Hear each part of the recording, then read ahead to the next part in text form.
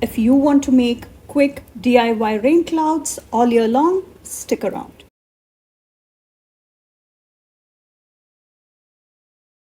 Hello everybody, this is Priya here. Welcome back to my channel if you're returning, and if this is the first time, thank you so much for stopping by.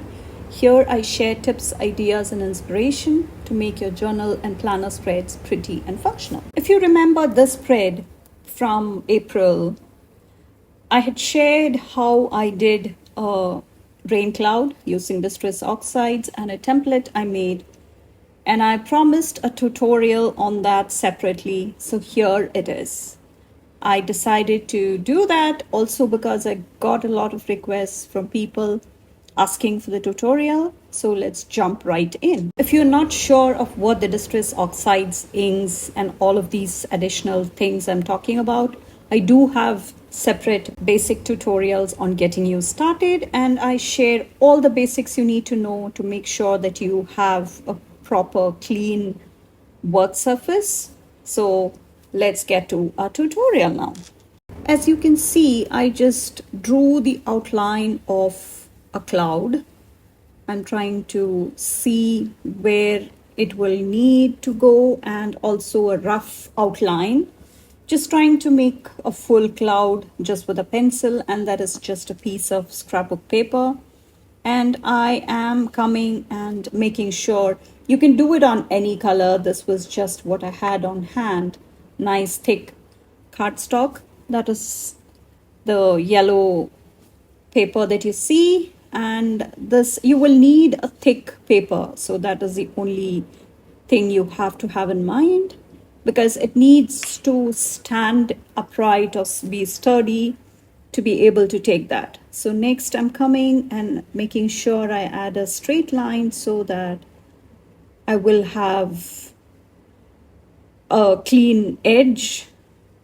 This is just for holding because we are not going to use the bottom part, but this is for making it smaller and more manageable when we actually start with our project.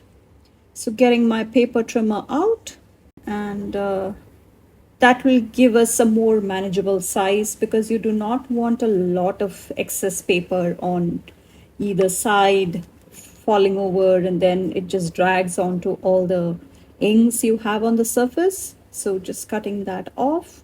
And you can do this with any paper, and this will be the quick way you can do. And I will be using my smaller scissors, just cutting around the outline, and that will be the fussy cut as we call it.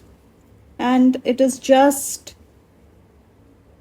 simple process, nothing more to it.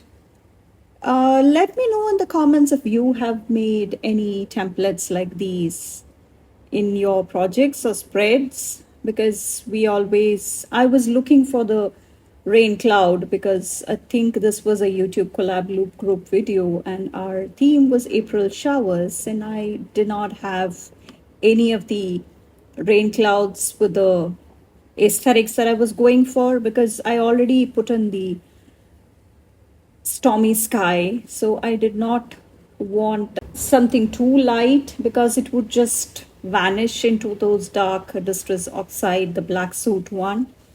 And I decided to make this template, and that is how it came about. Bringing in a darker shade of blue, really dark, with periwinkle shade as well in there, so that it will actually pop against these dark clouds. So what I'm doing is I'm holding it at an angle like so, depending on where I wanted it.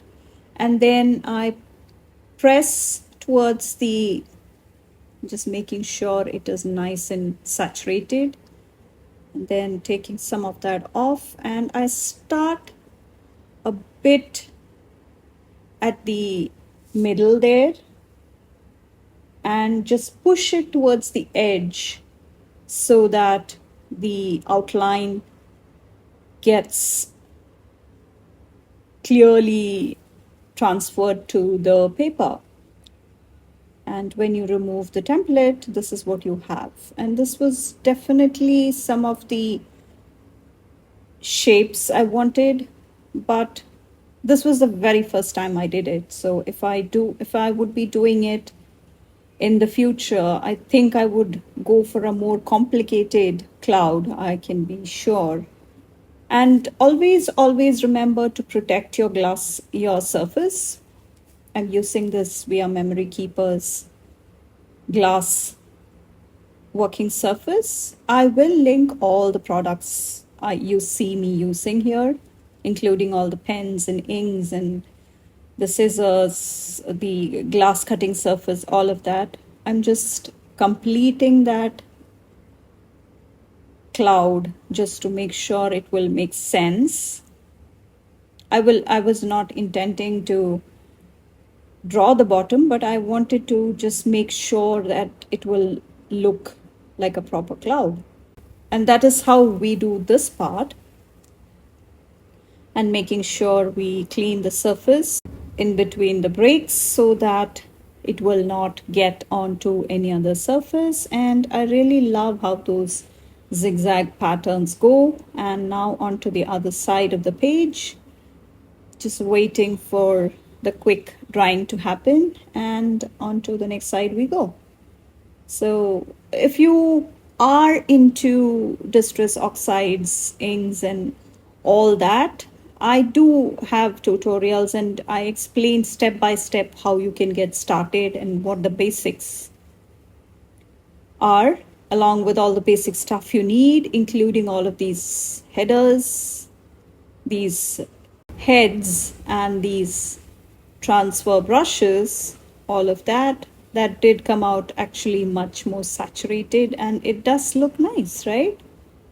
I really love how that turns out. And just going and adding a bit more color to the clouds there so that it can look really stormy. Even we had some really nasty storms here in April. And continuing on with the pattern for the page. And this is the monthly layout. I usually use it for my social media, and it really just transforms any page. And you will also see how I bring in the raindrops to complete that effect, because that is another component, right? So that is how it looks, the stormy sky with the outline of that. So now we have some decorations thrown in. You can watch the full video. I will have it linked here. And I'm bringing in the zebra eyeliners and quick, simple drops. It just depends on the angle you hold it. And sometimes it just doesn't lay flat, and that is when the drops do not look like proper drops. And it is again a very fun way of adding the raindrops, because the raindrops come in multiple sizes.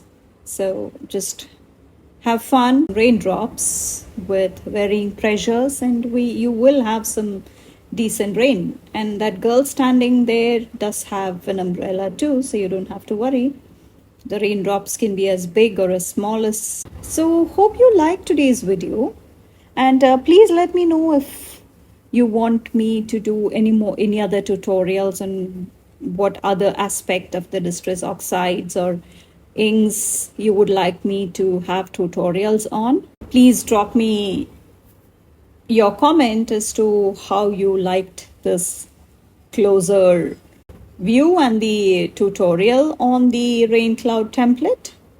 So you have a lot of flexibility when you get started with these, and there are tons of ways you can use the distress oxides in your planners and journals, because I do have videos on those.